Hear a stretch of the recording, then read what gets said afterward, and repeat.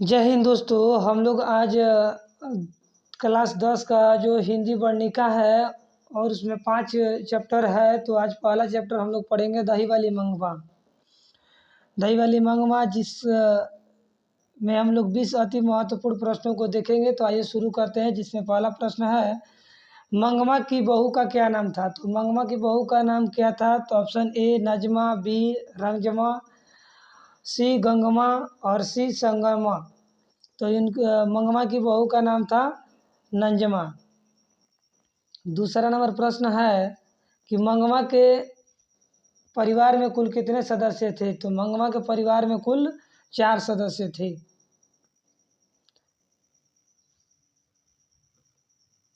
तीन नंबर प्रश्न है कि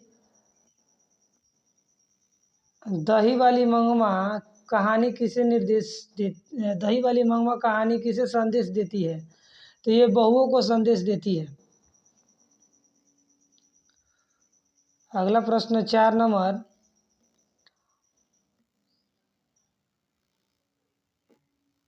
दही वाली मंगमा कहानी किस लेखक द्वारा रचित है। तो दही वाली मंगमा कहानी के लेखक हैं श्रीनिवास। पांचवा नंबर प्रश्न है, बी आर नारायण ने किसी कहानी का बी आर नारायण ने किस कहानी का अनुवाद किया है। तो बी आर नारायण ने दही वाली मंगमा कहानी का अनुवाद किया है। छठा नंबर प्रश्न है, मंगमा क्या बेचती थी। तो मंगमा दही बेचती थी। सातवां नंबर प्रश्न है,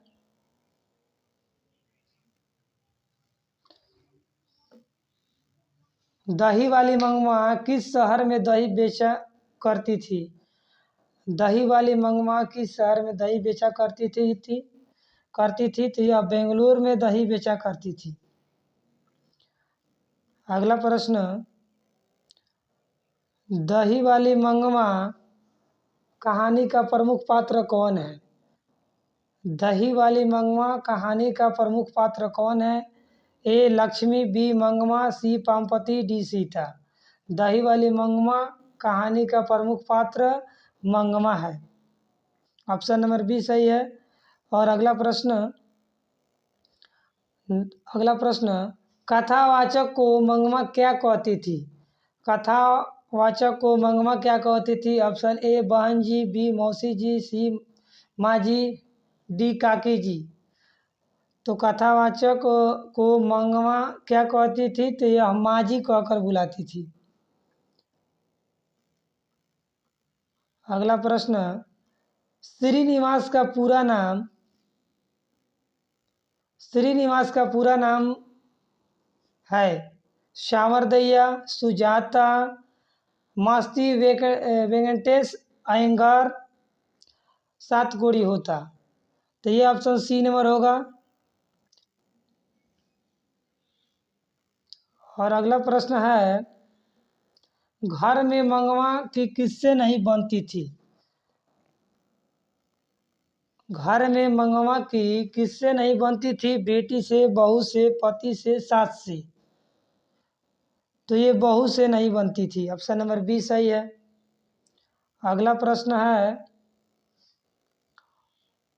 मंगवा एवं नजमा के बीच झगड़ा मिटाकर अच्छा संबंध स्थापित करने का माध्यम कौन था। ए मंगमा का बेटा, बी मंगमा का पोता, सी रंगपा। तो ऑप्शन बी नंबर होगा, मंगमा का पोता। 13 नंबर प्रश्न है, दही वाली मंगमा कहानी का हिंदी अनुवादक कौन है। ए बी.आर. नारायण, बी श्रीनिवास, सी गोपाल दास नगर, सी और डी ईश्वर पेटलीकर। तो इसका हिंदी अनुवादक बी.आर. नारायण द्वारा किया गया था। अगला प्रश्न, रंगपा कौन था। अगला प्रश्न है कि रंगपा कौन था। तो ऑप्शन ए मंगमा का पुत्र, नंजमा का भाई, मंगमा का पौत्र और डी नंबर रंगपा गांव का जुआरी व्यक्ति था, वह मंगमा से पैसा चाहता था। तो डी नंबर उत्तर सही होगा कि वह रंगपा गांव का जुआरी व्यक्ति था और वो मंगमा से जो पैसा चाहता था।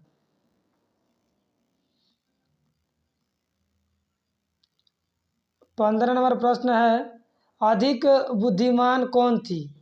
ऑप्शन ए मंगमा, गांव की एक अन्य महिला, नंजमा और डी नंबर इनमें से कोई नहीं। तो जो ये नंजमा थी अधिक बुद्धिमान थी। अगला प्रश्न है, अमराई का कुआं कहाँ पड़ता है? रास्ते में, बी नंबर शहर में, सी गांव में और डी नंबर घर के बगल में।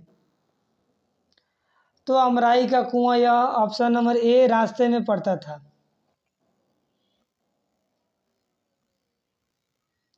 17 नंबर प्रश्न है, श्रीनिवास का जन्म कब और कहाँ हुआ था? श्रीनिवास का जन्म कब और कहाँ हुआ था? Option A 5 June 1891 Kolar Karnataka, B 6 June 1891 Kolar Karnataka, C 10 June 1892 Orissa और डी नंबर 20 जून 1896 उत्तर प्रदेश। तो इसका उत्तर होगा B number 6 June 1891 Kolar Karnataka में श्रीनिवास का जन्म हुआ था। अगला प्रश्न है, दही वाली मंगमा किस भाषा से अनुदित कहानी है? Option A Oriya, B Kannada, C Tamil और डी तेलुगु। तो दही वाली मंगमा जो है ना, यह कन्नड़ भाषा से संकलित है।